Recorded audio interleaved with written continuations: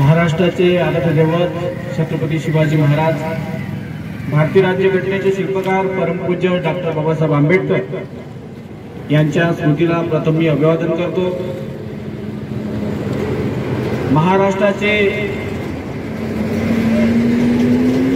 मराठी मनाची धडकन असणारे हिंदू जननायक सन्माननीय राजसाहेब ठाकरे यांना मानाचा मुजरा आणि माझा आवाज जिथपर्यंत पोहोचत असेल अशा तमाम शेगाववासीय व आजूबाजूच्या खेड्यातून आलेले सगळे ग्रामस्थ बंधू भगिनी, आज या ठिकाणी जी कारणसभा होत आहे ही कारणसभा महाराष्ट्र नवनिर्माण सेनेच्या माध्यमातून ही कारणसभा होत आहे। मनसेचे आमचे नेते सन्माननीय राजसाहेब ठाकरे यांनी जो पाठिंबा दिलेला आहे त्या पाठिंब्याच्या अनुषंगाने आज सूर्यभाऊ मुनगंटीवार यांना आम्ही इथे मोठ्या ताकदीने त्यांना निवडून आणण्यासाठी प्रयत्न करत आहोत। कारण आज आपण बघतो आहोत की मागील 5 वर्षापासून या लोकसभा क्षेत्राचे जे खासदार होते, जे आता काही महिन्यापूर्वी ते मरण पावले, पण 5 वर्षाच्या कारकिर्दीमध्ये 4.5 वर्षाच्या कारकिर्दीमध्ये त्यांच्या माध्यमातून कुठल्याही प्रकारचा विकास झाला नाही। आपल्या विधानसभा क्षेत्रामध्ये जवळपास 10 वर्ष प्रतिनिधित्व या धानोरकर परिवारांचं राहिलेलं आहे, पण धानोरकर परिवारांच्या माध्यमातून कुठल्याही प्रकारचं विकासाचं काम या गोरा भद्रावती विधानसभा क्षेत्रामध्ये झालेलं नाहीये। केवळ आणि केवळ टक्केवारीचं राजकारण करून स्वतःच्या तुंबड्या भरण्याचं काम या धानोरकर परिवारांनी केलेलं आहे। आणि म्हणून या पद्धतीचं जे राजकारण जे आहे सर्वसामान्यांच्या जीवावर उठलेलं आहे। कारण आपण हा जो रस्ता बघतो या रस्त्याचे जवळपास 12 कोटी रुपये त्यांनी जोरजबरदस्तीने त्या ठेकेदाराकडून घेतले आणि म्हणून जो ठेकेदार पळून गेला, जो दुसरा ठेकेदार होता तो सुद्धा या ठिकाणी आल्यानंतर त्याला जी एक परिस्थिती पुन्हा जे दिसली तर तो बिचारा हृदयविकाराच्या झटक्याने मरण पावला। आणि जो रस्ता जो आहे ज्या 3 वर्षामध्ये रस्ता बनायचा त्याला जवळपास 6 वर्ष झाले तरी हा रस्ता बनत नाहीये।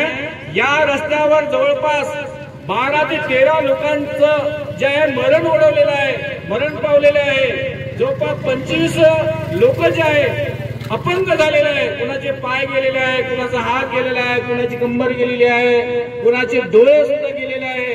अशा प्रकारचं अपंगत्व जवळपास 25 लोकांना आलेलं आहे आणि 100च्या वर लोकांना जे आहे जखमा होऊन ते गंभीर जखमी होऊन त्यांना हजारो रुपये जे औषधोपचारासाठी लागलेले आहे। मित्रांनो, आपण जे लोकप्रतिनिधी निवडून देतो ते कशासाठी निवडून देतो की आपल्या जनतेचे प्रश्न त्यांनी सोडवले पाहिजे।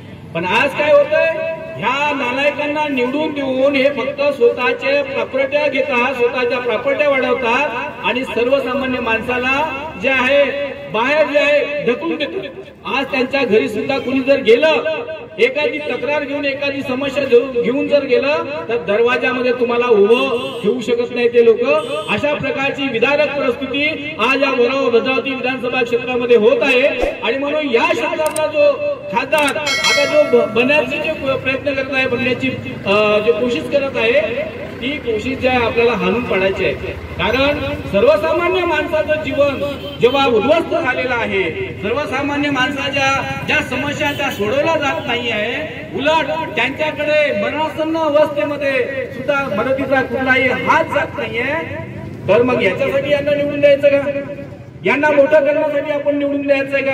हा विचार आता आपल्याला करण्याची गरज आहे। आता घराणेशाहीमध्ये सगळे म्हणजे यांचा भाऊ नगराध्यक्ष भद्रावतीचा, हा खासदार, त्यांची बायको आमदार आणि पुन्हा परत जे आमदाराचं पुन्हा खासदार कशाची तिकीट, काय गरज आहे तुम्हाला?